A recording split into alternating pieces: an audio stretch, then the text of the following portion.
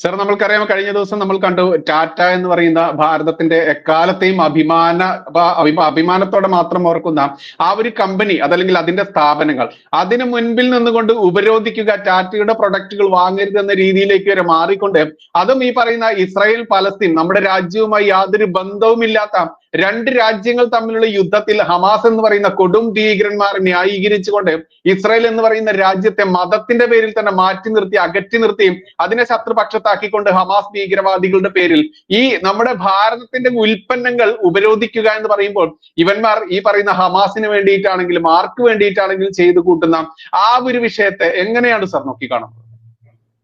ഞാൻ ആ വാർത്ത ശ്രദ്ധിക്കുകയായിരുന്നു. സ്റ്റുഡൻസ് ഇസ്ലാമിക് ഓർഗനൈസേഷൻ SIO എന്നറിയപ്പെടുന്ന ഒരു സംഘടനയാണ് ഈ പ്രതിരോധം സംഘടിപ്പിക്കുന്നത് എന്ന് എനിക്ക് മനസ്സിലാക്കാൻ പറ്റി. എന്താണ് അതിന്റെ കാരണം? അവർ കാരണം പറഞ്ഞിട്ടുണ്ട്. രണ്ട് കാരണങ്ങളാണ് പറഞ്ഞിരിക്കുന്നത്. ഒന്നാമത്തെ കാരണം, ടാറ്റ എന്ന് പറയുന്ന കമ്പനി ഇന്ത്യൻ കമ്പനിയാണ്. ആ കമ്പനി ഒരു ബ്രിട്ടീഷ് കമ്പനിയായ ലാൻഡ് റോവറിനെ ഏറ്റെടുത്തിരുന്നു. ഈ ലാൻഡ് റോവറിന്റെ വാഹനങ്ങൾ മരുഭൂമിയിലും മറ്റെല്ലാ സ്ഥലങ്ങളിലും വളരെ ശക്തമായി ഉപയോഗിക്കാൻ കഴിയുന്ന ഒരു വാഹനമാണ്. അതുകൊണ്ട് തന്നെ ആയുധങ്ങളുമായി ഏന്തി പട്ടാളക്കാർ സഞ്ചരിക്കുന്ന വാഹനങ്ങൾ, അതായത് പട്ടാള വാഹനങ്ങളാക്കി ഇതിനെ മാറ്റി ഉപയോഗിക്കാൻ സാധിക്കും. അങ്ങനെ ടാറ്റ കമ്പനി വിലയ്ക്ക് മേടിച്ച ലാൻഡ് റോവർ കമ്പനി ഉണ്ടാക്കിയ പട്ടാള ഉപയോഗിക്കുന്ന വാഹനങ്ങൾ, അതായത് നമ്മുടെ ഇവിടുത്തെ ട്രക്ക് പോലെ, ജീപ്പ് പോലെ, കാർ പോലെയൊക്കെ ഇരിക്കുന്ന പല വാഹനങ്ങളും അവർക്കുണ്ട്. ഈ വാഹനങ്ങൾ ഉപയോഗിച്ചുകൊണ്ടാണ് ഇസ്രയേലി പട്ടാളക്കാർ യാത്ര ചെയ്യുന്നത് എന്നുള്ള തൊടുന്യായം, വിദൂരമായ ഒരു ന്യായം കണ്ടുപിടിച്ചിട്ടാണ് ടാറ്റ കമ്പനിക്കെതിരെ ഇവര് കുട്ടികളെ കൊല്ലുന്ന കമ്പനിയാണ് ടാറ്റ എന്ന് പറഞ്ഞുകൊണ്ട് കുട്ടിയുടെ ഡമ്മിയൊക്കെ ചോര പുരട്ടി കാണിച്ച് വലിയ പ്രകടനം കോഴിക്കോട് നടത്തിയത്. അപ്പൊ അതല്ലാതെ ടാറ്റ വേറെന്ത് കാര്യമാണ് അവിടെ ചെയ്തത് എന്ന് ചോദിക്കുമ്പോൾ ഇവർ പിന്നെ പറയുന്നത്, ടാറ്റയുടെ ഡിഫൻസ് ഡിപ്പാർട്ട്മെന്റ് ഉണ്ട്, അവർ പല ആയുധങ്ങൾ ഉണ്ടാക്കുന്നുണ്ട്, ഈ ആയുധങ്ങൾ ഇസ്രയേലുമായി ബന്ധമുള്ളതാണ്. എന്ത് ബന്ധം എന്ന് ചോദിച്ചാൽ ഒരു കുന്തോ ഇവന്മാർക്ക് പറയാൻ അറിയത്തുമില്ല. പക്ഷെ ഞാനിവിടെ ഒരു കാര്യം ചൂണ്ടിക്കാണിക്കുകയാണ്, വ്യക്തമായ തെളിവോടെയാണ്. ഈ തെളിവ് നിങ്ങൾക്ക് ഞാൻ പറയുമ്പോൾ വിശ്വസിക്കണ്ട, നിങ്ങൾ കയ്യിലിരിക്കുന്ന മൊബൈലിൽ ഗൂഗിൾ ചെയ്തിട്ട് കണ്ടുപിടിച്ചിട്ട് വിശ്വസിച്ചാൽ മതി. അതായത് ഇസ്രയേൽ എന്ന് പറയുന്ന രാജ്യം മുസ്ലിങ്ങൾക്ക് ഇത്രമാത്രം ഹറാമാണ് എങ്കിൽ നമ്മുടെ ലുലു സൂപ്പർ മാർക്കറ്റിന്റെ മുതലാളി എന്തിനാണ് ഇസ്രയേലിൽ പോയി 8 സൂപ്പർ മാർക്കറ്റുകൾ തുറക്കാൻ വേണ്ടി ഇസ്രയേൽ ഗവൺമെന്റുമായി ഇപ്പോൾ ചർച്ച നടത്തിക്കൊണ്ടിരിക്കുന്നത്? ഞാൻ പറഞ്ഞിട്ട് വിശ്വസിക്കണ്ട, നിങ്ങൾ നെറ്റിൽ കയറി നോക്കിയിട്ട് വിശ്വസിച്ചാൽ മതി. അതായത് നമ്മുടെ ലുലുവിന്റെ മുതലാളി 8 മാള് തുടങ്ങാൻ പോവാണ്. എവിടെ? ഇസ്രയേലിൽ. ഈ ഹമാസിനെ അടിച്ച് പുകച്ച് ചാരമാക്കി കളയുന്ന അതേ ഇസ്രയേലില് നമ്മുടെ മലയാളിയായിട്ടുള്ള ലുലു ഉടമസ്ഥൻ അവിടെ പോയി ചർച്ച നടത്തി. എന്താ ചർച്ച നടത്താൻ കാരണം? അതും കൂടെ കേൾക്കണം. ഇയാൾക്കിപ്പോ അവിടെ 2 കടയുണ്ട്. ഈ 2 കട സ്ഥിതി ചെയ്യുന്ന സ്ഥലവും കൂടെ പറയാം. ഇസ്രയേലിന്റെ തലസ്ഥാനമായ ടെൽ അവീവ് നഗരത്തിന് സമീപമുള്ള റാമത്ത് അവൈവ് എന്ന് പറയുന്ന ചെറു പട്ടണത്തിലാണ് ഒരു കട സ്ഥിതി ചെയ്യുന്നത്. രണ്ടാമത്തെ സ്ഥിതി ചെയ്യുന്നത് ഇസ്രായേലിന്റെ തലസ്ഥാനമായ ടെൽ അവീവിന്റെ സമീപത്തുള്ള ഡിസൈൻ ഓഫ് സ്ക്വയർ എന്ന് പറയുന്ന കവലയിലാണ് രണ്ടാമത്തെ സ്ഥാപനം സ്ഥിതി ചെയ്യുന്നത്. ഈ 2 സ്ഥാപനങ്ങളും ഭക്ഷണം ഉണ്ടാക്കി വിൽക്കുന്ന സ്ഥാപനങ്ങളാണ്. ഈ സ്ഥാപനങ്ങളിലെ ഭക്ഷണം കഴിച്ചിട്ടാണ് ഇസ്രയേലി ഭടന്മാര് ഈ പറയുന്ന ഫലസ്തീനികളെ വെടിവെച്ച് കൊല്ലുന്നത്.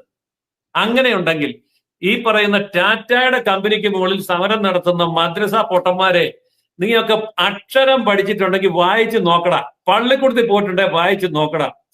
ഞാൻ ഇവിടെ പറയുന്നത് കൃത്യമായ തെളിവ് സഹിതമാണ്. എന്നിട്ട് ഈ കാര്യം, ഈ 2 കാര്യം നമ്മുടെ ലുലുവിന്റെ മുതലാളിയുടേതാണെന്ന് വ്യക്തമാകുമ്പോൾ നിനക്കൊക്കെ ധൈര്യമുണ്ടോ ലുലു മാളിലേക്ക് മാർച്ച് നടത്താൻ, ലുലുവിന്റെ മുതലാളിക്കെതിരെ മുദ്രാവാക്യം വിളിക്കാൻ? അപ്പൊ എന്താണ് ഈ തീവ്രവാദികളുടെ മനസ്സിലിരിപ്പ്? കിട്ടുന്ന അവസരം ഉപയോഗിച്ചുകൊണ്ട് അമുസ്ലിങ്ങളായിട്ടുള്ളവന്റെ കട പൂട്ടിക്കുക. എന്റെ അഭിപ്രായത്തില് ഇത് ഇനി ടാറ്റയുടെ വല്ല തന്ത്രമാണോ എന്നാ ഞാനിപ്പോ സംശയിക്കുന്നത്. ഈ സ്റ്റുഡിയോ എന്ന് പറയുന്ന ടാറ്റയുടേതാണെന്ന് അറിയാൻ മേലാത്തവരിപ്പം സ്റ്റുഡിയോ എന്നതാണെന്ന് മനസ്സിലാക്കി, അത് ടാറ്റയുടേതാണെന്ന് മനസ്സിലാക്കി, അവിടെ വിലക്കുറവാന്ന് മനസ്സിലാക്കി. ഏതായാലും 5 പൈസ മുടക്കില്ലാതെ ടാറ്റയ്ക്ക് നല്ല പബ്ലിസിറ്റി കിട്ടി. അത്ര ബുദ്ധിയാണല്ലോ ഇവന്മാർക്ക്. ഏതായാലും ഇവരുടെ സമരം തുടരട്ടെ. സമരം തുടരും തോറും ടാറ്റയ്ക്ക് കച്ചവടം കൂടും, പുതിയ ഷോറൂമുകൾ വരും. വലിയ ഉപകാരമാണ് ഇവർ ടാറ്റയ്ക്ക് ചെയ്തു കൊടുത്തിരിക്കുന്നത്. ഏതായാലും ഞാൻ ഈ ചോദിക്കുന്ന ചോദ്യം, ഇവിടുത്തെ SIOക്കാരും അതുപോലെ ഇസ്ലാമിക തീവ്രവാദികളും ഒന്ന് നോക്കണം. എന്നിട്ട് ലുലു മുതലാളിക്കെതിരെ, ലുലുവിന് ഇഷ്ടം പോലെ മാളുണ്ടല്ലോ കേരളത്തിൽ, മുതലാളിയുടെ വീടും കേരളത്തിലാണല്ലോ, എന്നാൽ മുതലാളിയുടെ മുമ്പിൽ പോയി ഒന്ന് ഒരു ധർണ നടത്തട്ടെ, അല്ലെങ്കിൽ മാർച്ച് നടത്തട്ടെ, അല്ലെങ്കിൽ ഗോഗ്വ വിളിക്കട്ടെ, അല്ലെങ്കിൽ ഇതുപോലെ പ്ലക്കാർഡ് ഉയർത്തി കാണിക്കട്ടെ. അങ്ങനെ കാണിക്കുകയാണെങ്കിൽ നിങ്ങൾ ഈ പറയുന്ന സിദ്ധാന്തമൊക്കെ ശരിയാണെന്ന് സമ്മതിക്കാം. അതല്ലാതെ ഈ പറയുന്ന മദ്രസ പൊട്ടന്മാർക്ക്, അക്ഷരാഭ്യാസം ഇല്ലാത്തവന് എന്നതെങ്കിലുമൊക്കെ പറഞ്ഞു കൊടുത്ത് ഇവിടുത്തെ ടാറ്റായ്ക്കെതിരെ, അതായത് അമുസ്ലിം ആയിട്ടുള്ള വലിയൊരു വ്യവസായിക്കെതിരെ സമരം നടത്താൻ പറഞ്ഞു വിടുമ്പോൾ കേരളത്തിലെ ഏറ്റവും വലിയ വ്യവസായി ആരാ? ഇപ്പൊ ഫോക് മാഗസിൻ പുറത്തുവിട്ടിരിക്കുന്ന അവസാനത്തെ ലിസ്റ്റില് കേരളത്തിലെ ഏറ്റവും വലിയ സമ്പന്നൻ എന്ന് പറയുന്നത് ലുലുവിന്റെ ഉടമസ്ഥനാണ്. ആ ലുലുവിന്റെ ഉടമസ്ഥനാണ് ഇസ്രായേലി പട്ടാളക്കാർക്ക് തിന്നാൻ ഭക്ഷണം ഉണ്ടാക്കി കൊടുക്കുന്ന 2 റെസ്റ്റോറന്റ് നടത്തുന്നു ഇസ്രായേലിലെ ടെൽ അവീവില്. അതിന്റെ ഡീറ്റെയിൽസാണ് ഞാൻ പറഞ്ഞത്. 8 മാള് തുറക്കാൻ വേണ്ടി ഇസ്രായേൽ ഗവൺമെന്റുമായിട്ട് ചർച്ച നടത്തിക്കൊണ്ടിരിക്കുന്നു. ധൈര്യമുണ്ടോ എതിർക്കാൻ? അവിടെയുണ്ടോ സമരം ചെയ്യാനുള്ള ധൈര്യം? അപ്പോ എന്താണിത്? ഇരട്ടത്താപ്പാണ്. അതായത് ഈ അവസരം ഉപയോഗിച്ചുകൊണ്ട്, തൊടുന്യായങ്ങൾ കണ്ടുപിടിച്ചുകൊണ്ട് അമുസ്ലിം സംഘടനകളെ, അമുസ്ലിം വ്യവസായികളെ, ബിസിനസ്സുകാരെ അടിച്ച് ഒതുക്കാൻ വേണ്ടിയിട്ടുള്ള നീക്കമാണ് ഈ ഭീകരവാദികൾ നടത്തിക്കൊണ്ടിരിക്കുന്നത്. അത് അവർക്ക് ഗുണകരമായിട്ടേ ഭവിക്കുള്ളൂ. ഇപ്പോ സ്റ്റുഡിയോ എന്ന് പറയുന്ന ടാറ്റയുടെ ആണെന്നും അവിടെ 500 രൂപയിൽ താഴെയുള്ള ഇഷ്ടം പോലെ നല്ല ഡ്രസ്സ്, ക്വാളിറ്റി ഡ്രസ്സ് കിട്ടുമെന്നും ഞാൻ ഇത്രയും വിശദീകരിച്ച് പറയുന്നത് അത്രയും കൂടെ കച്ചവടം സ്റ്റുഡിയോയ്ക്ക് കിട്ടിക്കോട്ടെ എന്ന് വെച്ചാണ്. ഇനി ആരെങ്കിലും അറിയാത്തതുണ്ടെങ്കിൽ അവരും കൂടെ സ്റ്റുഡിയോയിൽ പോയി മേടിച്ചോട്ടെ എന്ന് വെച്ചാണ്. ഞാൻ സ്റ്റുഡിയോയിൽ പോകുന്ന ആളാണ്. അവിടെ 500 രൂപയിൽ താഴെ ഇഷ്ടം പോലെ നല്ല ഡ്രസ്സ് കിട്ടും. അപ്പോൾ ആ ഡ്രസ്സ് വിൽക്കുന്ന സ്റ്റുഡിയോ എന്ന് പറയുന്ന കട ഇസ്ലാമിക ഭൂരിപക്ഷമുള്ള പ്രദേശങ്ങളിൽ വരുമ്പോൾ അവിടുത്തെ മുസ്ലിം കടക്കാർക്ക് ഭീഷണിയുണ്ടെങ്കിൽ അത് പരിഹരിക്കാൻ വേണ്ടിയുള്ള എന്തെങ്കിലും ബുദ്ധി ആരെങ്കിലും കളിച്ചിട്ട് കാണും ഒന്നെങ്കിൽ. അല്ലെങ്കിൽ ഈ പൊട്ടന്മാരെ ഉപയോഗിച്ച് ടാറ്റ കളിപ്പിക്കുന്നതായിരിക്കും. കുറച്ച് കച്ചവടം കിട്ടട്ടെ, പബ്ലിസിറ്റി ഉണ്ടാകട്ടെ എന്ന് കരുതിയായിരിക്കും. എന്തായാലും ഞാൻ പറയുന്നു, നിങ്ങൾ പറയുന്ന സിദ്ധാന്തം ശരിയാണ് എങ്കിൽ നിങ്ങൾ സമരം നടത്തേണ്ടത് ലുലുവിന്റെ മുമ്പിലാണ് എന്ന്. സാർ, നമ്മൾക്കറിയാം ഈ കേരളത്തിൽ മാറി മാറി ഭരിച്ചിട്ടുള്ള ഇടതന്മാരുടെയും വലതന്മാരുടെയും, നമ്മുടെ മാന്യ പ്രേക്ഷകർ തന്നെ ഇവിടെ കമന്റ് ഇടുന്നുണ്ട്. ഇവിടെ ഒരു മാറ്റം വരേണ്ടത് അതിന്റെ എത്രയോ സമയം അതിക്രമിച്ചിരിക്കുന്നു എന്നറിയാം. ഇവിടെ യോഗിജിയെ പോലെ, ഉത്തർപ്രദേശ് മുഖ്യമന്ത്രിയുള്ള സന്യാസി വര്യൻ യോഗിജിയെ പോലെ ഒരു മുഖ്യമന്ത്രി ഈ കേരളത്തിൽ വരേണ്ടതിന്റെ അത്യാവശ്യകത എന്താണ് സാർ? കാരണം നമ്മൾ കണ്ടു, കേരളം എന്ന് പറയുന്നത് എവിടെ നോക്കിയാലും മുസ്ലിം ഭീകരത കാണുന്ന ലോകത്ത് എവിടെ നോക്കിയാലും അവിടെ കേരളത്തിന്റെ തനതായ ഒരു കയ്യൊപ്പം അവിടെ കാണാൻ കഴിയുന്നുണ്ട്. ദൈവത്തിന്റെ നാടായിരുന്നു നമ്മുടെ ഈ നാടിനെ ഇസ്ലാമിക ഭീകരന്മാരുടെ ചെകുത്താന്റെ നാടാക്കി മാറ്റിയ ഈ ഒരു സമയത്ത് യോഗിജിയെ പോലെയുള്ള ഒരു സാത്വികൻ, അതല്ലെങ്കിൽ ഒരു സന്യാസി വര്യന്റെ ആവശ്യകത കൂടി പറയുകയാണെങ്കിൽ എങ്ങനെയായിരിക്കും സാർ അത്? കേരളത്തിലെ മതന്യൂനപക്ഷങ്ങൾ യോഗിജിയെ പോലെ ഒരു മുഖ്യമന്ത്രിയെ കേരളത്തിൽ അധികാരത്തിൽ ഏറ്റുന്ന കാലഘട്ടം വിദൂരമല്ല. ഞാനതിന്റെ കാരണം പറയാം. ഒരു കാലഘട്ടത്തിൽ, ഇപ്പോഴാണെങ്കിൽ പോലും, ക്രൈസ്തവ മതവിഭാഗത്തെ BJPയിൽ നിന്ന് അകറ്റി നിർത്താൻ വേണ്ടി ഇവിടെ എന്തെല്ലാം കോലാഹലങ്ങൾ നടന്നു. ഇലക്ഷൻ എടുക്കുമ്പോൾ വടക്കേ ഇന്ത്യയിലെ പള്ളിക്ക് കല്ലെറിഞ്ഞു, കന്യാസ്ത്രീ മഠത്തെ ആക്രമിച്ചു എന്നൊക്കെ പറഞ്ഞുകൊണ്ട് വാർത്തകൾ വരും. അതിവിടെ ആളി കത്തിച്ചുകൊണ്ട് BJPക്കെതിരായി ക്രൈസ്തവരെ പോളറൈസ് ചെയ്ത് ക്രൈസ്തവരുടെ വോട്ട് മുഴുവൻ UDFും LDFും തട്ടിയെടുക്കുന്ന ഒരു ശൈലി കേരളത്തില് നാളുകളായിട്ട് ഉണ്ടായിരുന്നു. പക്ഷെ ഇപ്പോ അത് അത്ര വില പോകുന്നില്ല. ഇലക്ഷൻ വരുമ്പോഴൊക്കെ ഈ വാർത്തകൾ കുത്തിപ്പൊക്കിക്കൊണ്ട് വരുമെങ്കിലും ഇപ്പോൾ കേരളത്തിലെ ക്രൈസ്തവ മത സമൂഹം BJPയോട് അടുത്തുകൊണ്ടിരിക്കുകയാണ്. മുനമ്പം വിഷയം വന്നപ്പോൾ, വഖഫിന്റെ വിഷയം വന്നപ്പോൾ UDFും LDFും 140 MLA ഒന്നിച്ചു നിന്നുകൊണ്ട് പ്രമേയം പാസാക്കി. അവരെല്ലാവരും കൂടി വഖഫ് നിയമം പാടില്ല, ഭേദഗതി വേണ്ട എന്ന് പറഞ്ഞ് സമരം നടത്തിയ സമയത്ത് മുനമ്പത്ത് ഭൂമി നഷ്ടപ്പെട്ട 600-ൽ പരം ക്രൈസ്തവരും അതുപോലെ മുസ്ലിങ്ങളും ഹിന്ദുക്കളും അടക്കമുള്ള ആൾക്കാരവിടെയുണ്ട്. അവരെയൊക്കെ മാറ്റി നിർത്തിക്കൊണ്ട് വഖഫിന് വേണ്ടി നിലകൊള്ളുന്ന ഒരു നിലപാട് LDFും UDFും കൈക്കൊണ്ടു. ഇതെല്ലാവർക്കും മനസ്സിലാവുകയും ചെയ്തു. അതിന്റെ ഫലമായിട്ട് ഇപ്പൊ എന്താ സംഭവിക്കുന്നത്? കേരളത്തിലെ ക്രൈസ്തവ സമൂഹം BJPയിലേക്ക് ഒഴുകിക്കൊണ്ടിരിക്കുകയാണ്. ഒരു വലിയ അടിയൊഴുക്കാണ് ഇപ്പൊ നടക്കുന്നത്. എന്തുകൊണ്ടാണ് നിലമ്പൂരിലെ ഒരു ക്രിസ്ത്യൻ സ്ഥാനാർത്ഥി വന്നതെന്നും അവിടെ എന്താണ് സംഭവിക്കാൻ പോകുന്നതെന്നും അടുത്ത ദിവസങ്ങളിൽ നമുക്ക് നേരിട്ട് കാണാൻ പറ്റും. അപ്പോൾ ഈ ഒരു മാറ്റം ഇവിടെ സംഭവിക്കുന്നുണ്ട്. യോഗിജി വരണമെങ്കിൽ തീർച്ചയായിട്ടും ഇത് വളരെയേറെ അനുകൂലമായ ഒരു ഘടകമാണ്.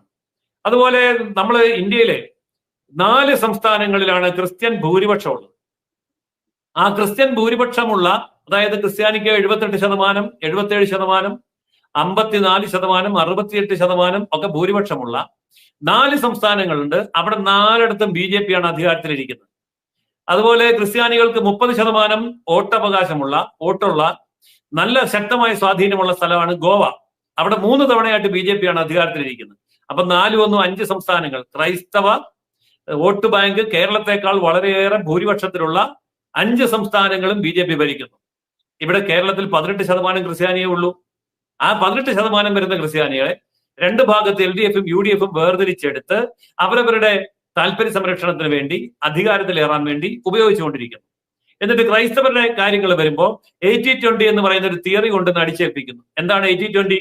ന്യൂനപക്ഷാവകാശത്തിന്റെ 80% മുസ്ലിമിന്, 20% ബാക്കി എല്ലാവർക്കും. ആ ബാക്കി എല്ലാവർക്കും എന്നുള്ളതിനകത്ത് വരും ക്രിസ്ത്യാനി. ഇതല്ലേ ഇവിടുത്തെ ന്യൂനപക്ഷം. അപ്പോൾ ഇതൊക്കെ ക്രിസ്ത്യാനിക്ക് മനസ്സിലായി. അവര് BJP-യിലേക്ക് അടുത്തുകൊണ്ടിരിക്കുകയാണ്. കുറച്ചുകൂടെ കഴിയുമ്പോൾ ഇത് ഇവിടുത്തെ മുസ്ലിമിന് മനസ്സിലാവും.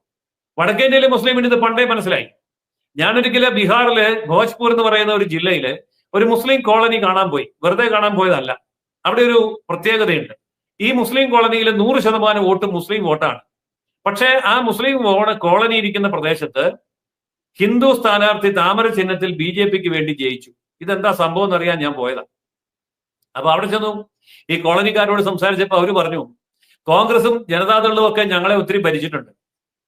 അവിടെ ലാലു പ്രസാദ് ഭരിച്ചിട്ടുണ്ട്, അതുപോലെ തന്നെ മറ്റു പലരും ഭരിച്ചിട്ടുണ്ട്. പക്ഷെ ആ സമയത്തൊന്നും ഞങ്ങളുടെ 100 വീടുകളുള്ള ഈ കോളനിയിൽ ഒരു വീട്ടിൽ പോലും റോഡില്ല, ഒരു വീട്ടിൽ പോലും വൈദ്യുതി കണക്ഷൻ ഇല്ല, ഒരു വീട്ടിൽ പോലും കുടിവെള്ളം എത്തിക്കുന്നില്ല, ഒരു വീട്ടിൽ പോലും കക്കൂസില്ല. ഈ പറയുന്ന 100 വീട്ടുകാർക്ക് ആകെയുള്ളത് ഒരു പൊതു കക്കൂസ. എങ്ങനെ ഞങ്ങൾ ജീവിക്കും? എന്നാൽ BJP വന്നു. BJP വന്നു കഴിഞ്ഞപ്പോൾ ഇവിടെ ഞങ്ങളുടെ എല്ലാ വീട്ടിലേക്കും ടാർ റോഡ് കിട്ടി, എല്ലാ വീട്ടിലും വൈദ്യുതി കിട്ടി, എല്ലാ വീട്ടിലും കുടിവെള്ളം കിട്ടി, എല്ലാ വീട്ടിലും കക്കൂസ് കിട്ടി, എല്ലാവർക്കും മെഡിക്കൽ ഇൻഷുറൻസ് കിട്ടി, എല്ലാവർക്കും സാമ്പത്തിക ആനുകൂല്യങ്ങൾ സഹായം സർക്കാർ ചെയ്തു തന്നു. ഞങ്ങൾ പിന്നെ ആർക്കാ വോട്ട് ചെയ്യേണ്ടത്?